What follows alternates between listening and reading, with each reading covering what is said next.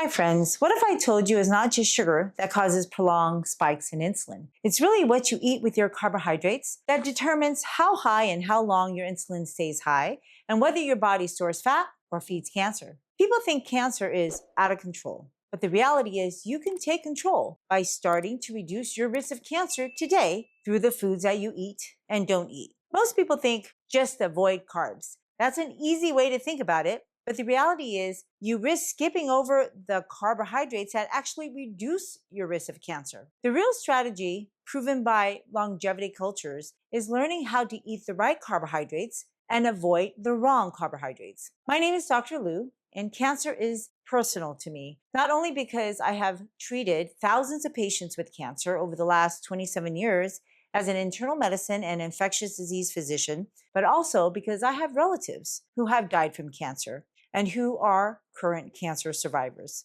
There are many risk factors to getting cancer, including air pollution, some people genetics, and now we can add insulin, which turns cancer genes on to grow. Now, you may not be able to do anything about outdoor air pollution or your genes, but you can start lowering your insulin today without giving up carbohydrates. We have confused highly refined sugars and starches with cancer-fighting carbohydrates that we need to be eating. So today, I'm not only going to show you 10 powerful anti-cancer foods that lowers your insulin spikes, but I'll also show you how to combine them into one simple meal that you can make today and enjoy.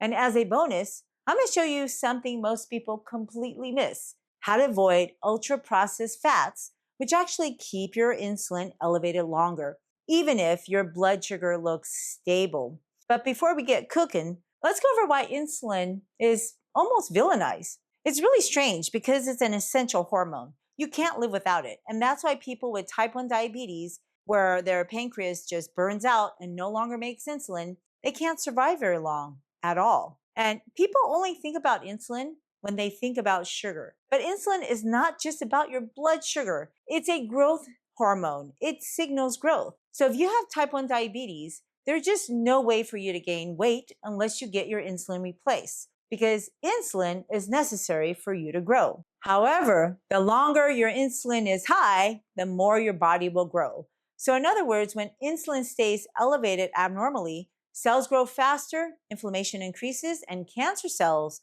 well, they just get more fuel. And the key to lowering insulin has been worked out a long time ago. Yet so many people still don't appreciate the data. Insulin has been around about 100 years. And when it was first given to humanity, literally given to humanity, physicians noticed that people who ate more carbohydrates actually require less insulin. Isn't that ironic?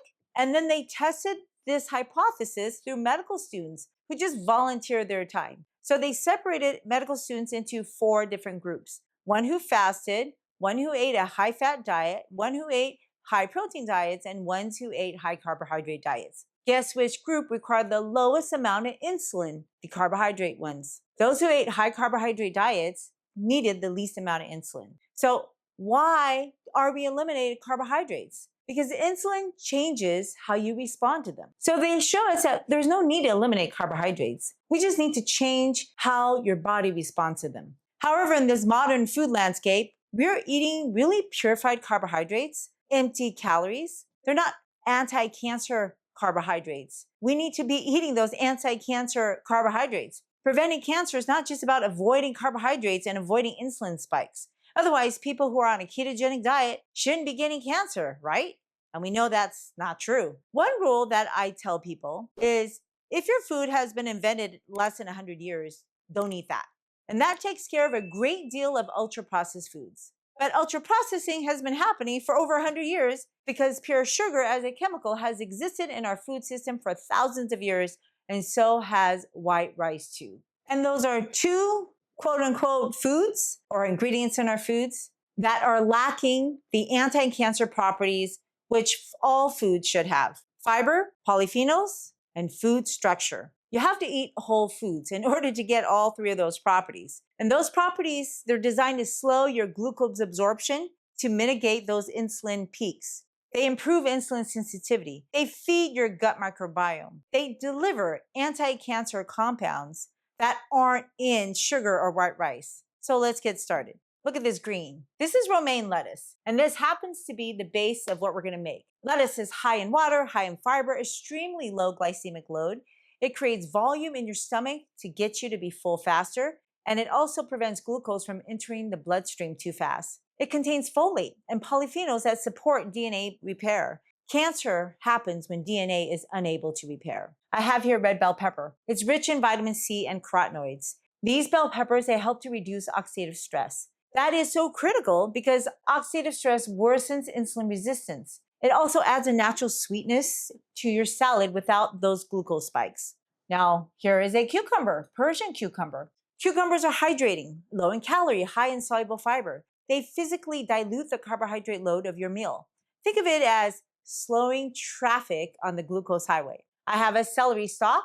Celery contains apigenin, a powerful anti-cancer flavonoid. It also helps reduce inflammation and improves endothelial function, which improves insulin delivery where it is actually needed to go. Now, in here I have buried a green onion, which has prebiotic fibers that feed your gut bacteria. Your microbiome plays a massive role in insulin sensitivity. Better gut, better glucose control, better insulin. This bowl, I have whole wheat noodles. Now, here's where people get confused. Yeah, this is a carbohydrate, but unlike regular noodles, whole wheat noodles still contains fiber. It contains the bran, so it has a germ. It contains polyphenols. This all means it slows digestion compared to refined noodles. It also has beneficial properties to feed your gut microbiome. This is a plate of oyster mushrooms. This is one of the most underrated anti-cancer foods. They contain beta-glucans that activate your immune system. You can leave them out for the sun for 1 or 2 hours like I did to get more vitamin D in these mushrooms. And vitamin D is important for glucose regulation. Mushrooms are one of the richest dietary sources of a very unique compound called ergothioneine. And this is where things get interesting. Ergothioneine is often described as a longevity antioxidant, but it really undersells it. Your body has actually a specific transporter designed just to absorb ergothioneine and concentrate ergothioneine into your tissues. That decreases stress into the tissues that are most stressed, your liver, your brain, your kidneys, areas of inflammation. That alone tells you that this molecule is biologically important. What makes ergothioneine different from something like vitamin C is that it doesn't just float around randomly. It accumulates exactly where oxidative damage is happening. And oxidative stress is a key driver of cancer, chronic inflammation, insulin resistance. So when you eat oyster mushrooms, you're delivering a compound that directly targets one of the root environments cancer depends on. Now, here's where it connects to insulin control. Chronically elevated insulin creates growth-promoting environment. It activates pathways like mTOR and IGF-1. It increases cellular proliferation. It reduces the body's ability to clean up damaged cells. Ergothioneine helps to counter that bad environment in many ways. First, I mentioned it reduces oxidative stress, which improves insulin signaling. Now, when cells are less inflamed, less oxidatively stressed, they respond to insulin better. And that means your body needs less insulin to do the same job. Second, it may help protect mitochondria. Your mitochondria, they are the central command, the powerhouse of your metabolism and cancer suppression. So when your mitochondria functions better, cells burn fuel more efficiently instead of sending growth and storage mixed signals. Third, mushrooms, which include oyster mushrooms, they contain beta-glucans, which is a fiber that supports your immune surveillance. If you haven't heard, the immune system is how you get rid of cancer. This all helps the body recognize and eliminate abnormal cells. So you're not just lowering insulin, you're improving your immune system's ability to deal with potential cancer cells. Now, to be clear, oyster mushrooms are not a cancer cure, but they are a part of a dietary pattern that shifts your internal environment away from chronic inflammation, high insulin, high oxidative stress, towards a state where cancer has a much harder time of thriving. And this is why these all fit perfectly into your noodle salad. Because when you combine fiber-rich vegetables, and these aren't vegetables, but fiber-rich mushrooms with whole carbohydrates, and then you keep it low in fat, and you add compounds like ergothioneine, well, you're not just making it healthy to eat, you're actually building an amazing metabolic environment that makes you more insulin sensitive, less inflammatory, and more resistant to disease progression. That's the real strategy. A quick note before we continue. I see a lot of messages in the comments all the time from people who have watched a few of my videos and they didn't realize that they weren't subscribed. So if you find value in my videos, can you please click the like and double check that you're subscribed? It's free and it really does help get my message to other people. And if you are subscribed, thank you very much for joining me to change the world. So let's talk about the ingredients in the sauce that we're going to make. It's going to be a peanut sauce. So first, we're going to take a garlic.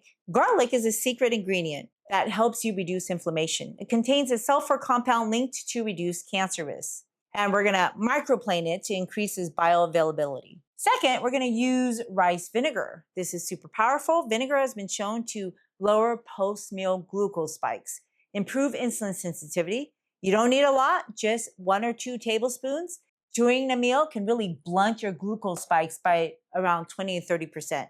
And I'll show you a trick to combine the garlic with the vinegar so that it is a little bit gentler on your tummy. And also we have fresh chili pepper. Capsaicin inside here, it improves your metabolism and insulin sensitivity. It increases circulation, and all that is supportive for reducing your risk of cancer. Now, let's talk more about the noodles because I really want to make a point. This is a whole wheat noodle that has a lower glycemic index, but the glycemic index is really only part of the story because really what matters is when you eat carbohydrates is how you eat it and how your body processes it. So most people are told to add a bunch of fat, right, to reduce this glucose spike by these carbohydrates.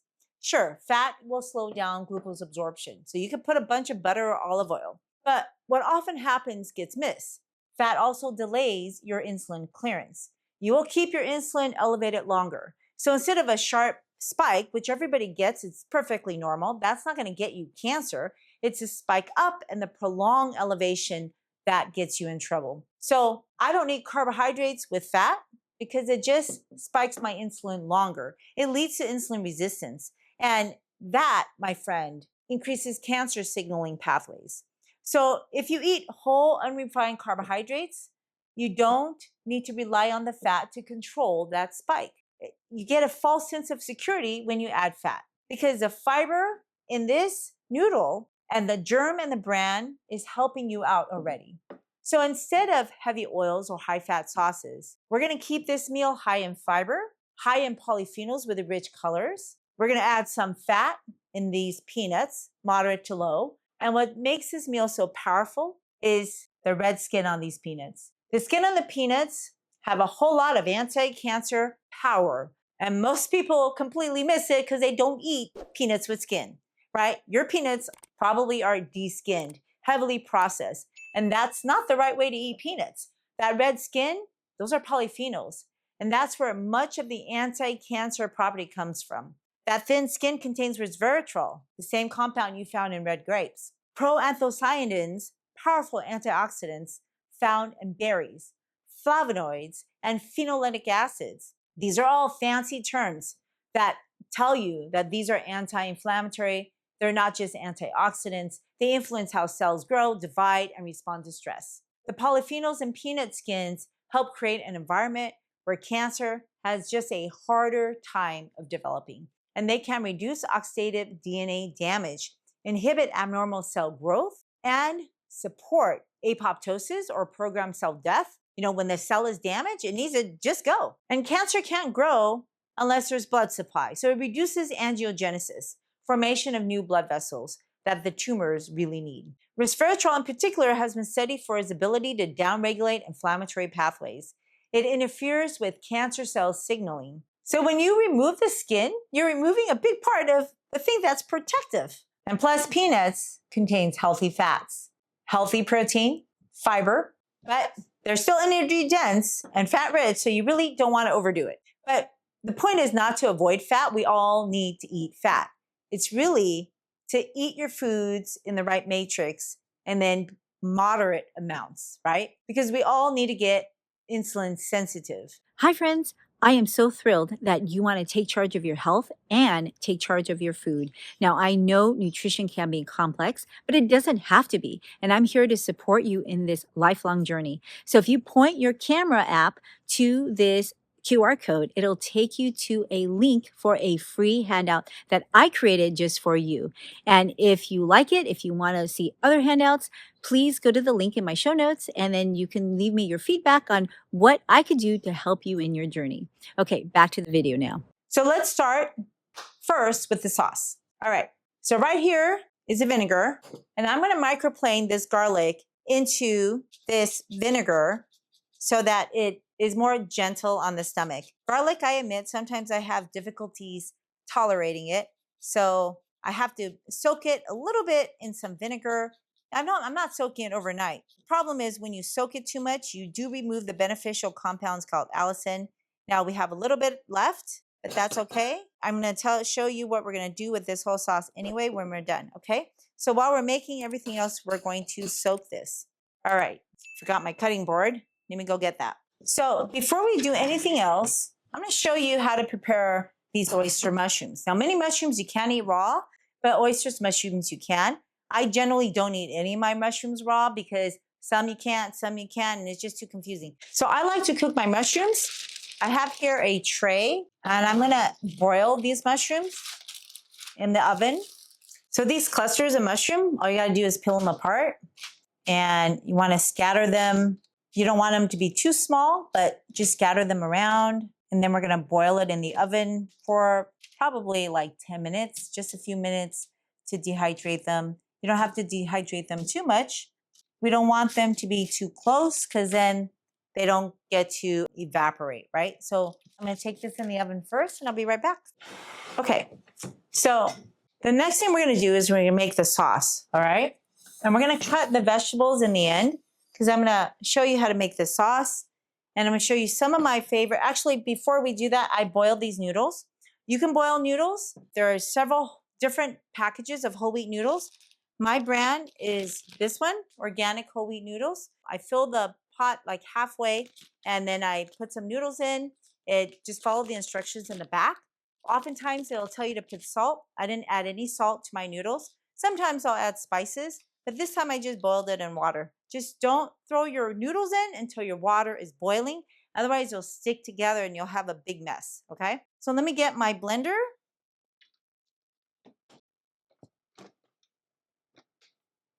All right, the first thing you want to do is blend the peanuts so that it becomes peanut butter. And I think I've mentioned how you can make your own peanut butter by blending your own peanuts. You don't need at all to be buying store-bought peanut butter. Lots of times, I doubt it has a skin and it adds sugar and bad fats, right? But before you ever use any blender, it's important that you protect your ears. So I always have this handy in my kitchen. I'm gonna put it on to protect my ears because with all this noise of blending and grinding, a person can lose their hearing, right? So I usually try to stay far away from it and whenever I blend or grind anything.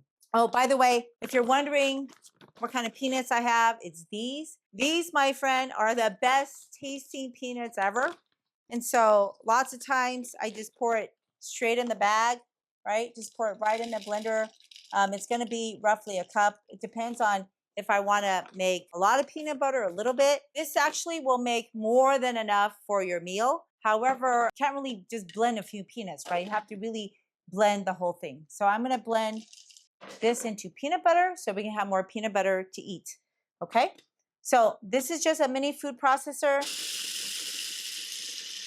See how loud it is? You can lose your hearing from listening to this over and over. And see how it's just basically turning into broken peanuts or peanut crumbles. And what you can do now is actually, let me pour some of this back, but you can actually save some of this and add as a topping.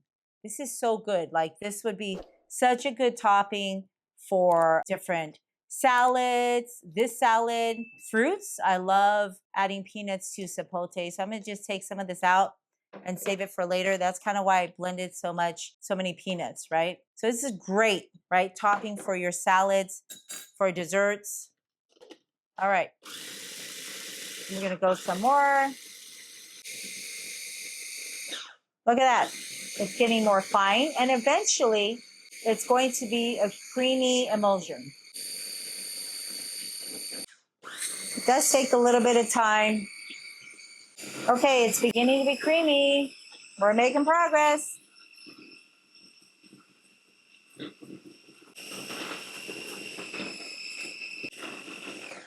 All right, now looks like this. Look at that. Look how creamy that is. So that's actually a lot of peanut sauce because I'm just kind of gonna make a serving, right? So I'm gonna actually take some of that out, and the rest of it, we're gonna make the sauce, but I really don't want that much fat or peanut butter. I'd rather eat it crushed. The peanut butter is to give it some taste and texture, some good fats, but I'm not into eating too much peanut sauce, okay? So the rest of it is good. It's just in the bottom, okay? Remember, never stick your finger in the machine if it's plugged in. I know it's not supposed to work unless you press it down, but you never know when there's gonna be an accident and the machine malfunctions. Okay, so the next thing I'm gonna do is I'm gonna add some water. It'll make a little bit of mess when I add some water, so I have a towel here. But the reason why I'm gonna add some water is because I want this to be a sauce. Right now it's so like hard, it's not gonna be a sauce. So I'm gonna add some water in it. Oh, I forgot. I'm gonna put some liquid aminos. You can add it to your water like this, right? And so it dilutes a little bit more. It's just a little bit of flavor because I'm making this meal for my son. He's not gonna eat it if I don't put any salt, okay? So it's just a little bit, a few drops of liquid aminos. It's very salty, so I'd be careful with it. If you are on a low salt diet, really, you may want to skip it or use another miso salt instead. Okay, so the next thing I'm going to do is give it a little kick with this garlic. So now it's marinated a little bit, okay? And that helps to take the edge off. Remember the big chunk of garlic I had? I'm going to put that in too. And then we're going to just put a little bit of pepper. So if you like it really spicy, you could put the whole thing in. I can't tolerate that much heat, so I probably put like 1 or 2 like this, right? A little tiny bit. This is probably like 2 centimeters, maybe a little bit more. Oh, I forgot. And in order for this to be a little bit sweet, so whenever you make a sauce, the key component is a little spicy. Then we have a little bit of acid. So you put a little bit of vinegar, or you can put lemon juice or lime, something like that. But there needs to be a little bit of acid. With that acid, it balances off with the sweet. So I'm going to get the sweet. I'm going to show you what I usually use. Okay, recognize this? These are dates. These are medjool dates, super sweet. And what I'm going to do is I'm going to open them up. You want to open them up to check for mold, as well as to put them in little, softer pieces so your blender doesn't have to work so hard, and to remove the pit. It's really important that you remove the pit because if this one's bad. So I'm not going to open that because I don't want to inhale the fungus. Let me get rid of this and get another date. Okay, I have the second date. This one's pretty good. Look at that. I'm going to take the seed out. So you want to make sure that you take all the seeds out. It's not edible, the seeds. So I have the peanut butter. I have the acid, which is the vinegar. I have the spice, which is garlic and the chili pepper. And I have the sweetness, which is a date. And I have the fat, which is the peanuts. So now I'm going to blend it. Now I'll show you what happens. You got to hold on to it. I'm afraid sometimes it'll leak water. All right. I'm going to put in this container. All right, this is what it looks like. Nice and creamy. And this is the dressing, or your own sauce. Peanut sauce is the most delicious peanut sauce for your refreshing salad. It's a great summer salad, full of antioxidants. Everything you're eating is whole food, which you're processing, yes, but it's not ultra processed foods, right? It still has all its polyphenols. Sure, you've opened up its fiber, but the fiber is still there. It doesn't mean it's not there, right? And you have also now the fiber of the date. The date is excellent for carbohydrates, for energy. And so this is what the sauce looks like, and we're going to mix it in a little bit. Well, it's already mixed. We're going to mix it with your salad in a little bit. Okay, so the next thing we're going to do is now we're going to cut the vegetables. All right, this is my bowl to put the vegetables in. Now, first thing I'm going to cut are the bell peppers. Bell peppers are easy to cut, but there is the seeds you have to get rid of and the stem, right? So you remove the stem. You can still eat the rest of it. You just want to remove the stem, okay? It's kind of my trash plate. And this you can cut up. Just want to cut up in strips. Okay, we're going to move them on a side. And here is the seed. Just want to grab it and get rid of it. Cut your bell pepper in half, right? Cut it again. Thinly slice it. If it's too long, then cut it in half, right? All right. Okay, cucumbers. We just want to cut the edge off, the stem and the tip. Cut it in the middle, kind of even strips, right? They're a little slimy. Make sure it doesn't slip and cut your finger. So sometimes I stack them together, but sometimes they're so slimy that I'm afraid to stack it together. Okay, right? Make sure you wash all your fruits and vegetables because between the air pollution and animal feces that, accidentally poop here and there. Okay. There's also celery. Now, celery has the top and the bottom usually doesn't look so pretty. So I usually cut that off. And if you want to measure how long to cut your celery, you can also take your cucumber and measure it. That one's not so good, right? It's kind of ballpark. Everything doesn't have to look 100%. Now, there are stems on the celery, fibrous strings that my mom used to make me take out. And as I'm growing older, I realized that's actually very helpful. Don't take those out. Those should be eaten. So now I don't de-string my celeries. I actually just eat it. Okay, romaine lettuce. So what I do is I usually put several leaves. Now I wash it and I put several leaves together to cut the stem off, right? Make it a little shorter, roll it in a ball, and I cut it. So it's a lot easier, a lot faster. Okay. Now I'm going to mix all of the ingredients together in a bowl, right? It's actually easier if I just pour it in, huh? All right. Okay. That's what it looks like. You can take your hand, if it's clean, to mix it all together. Okay. And so you have a wonderful salad. So instead of putting the sauce directly in the salad, I'm going to put it on individual bowls because this way, if the salad isn't finished, it's not going to be wasted. It'll still be good for the next day. I think I forgot to take my ear set off. So that's why I'm echoing to myself. And I'm going to go get the mushrooms. Hold on. Okay. So here are the mushrooms. So let me show you how I assemble this together. So if your hands are clean, just use your hands and grab it and put like a big handful if you want more. Usually I eat like a giant bowl of salad. And then you can add some sauce, right? Mix it together. If it's too thick, you can always add some water before you put it in. I like to use chopsticks. You can use forks, however you want to do it. Doesn't really matter. All right. And then, so right then and there, it already tastes pretty good. Then, another thing I do, this sauce is just a little bit thick. So I'm going to add a little bit of water to like thin it up so that it can coat. Let me stir this up just a little bit more. All right, looks like this. This is perfect, right? This is what sauce should look like. I'm going to add some of these mushrooms in it so that it gets seasoned before it goes on. All right, yeah, those mushrooms shrank a lot.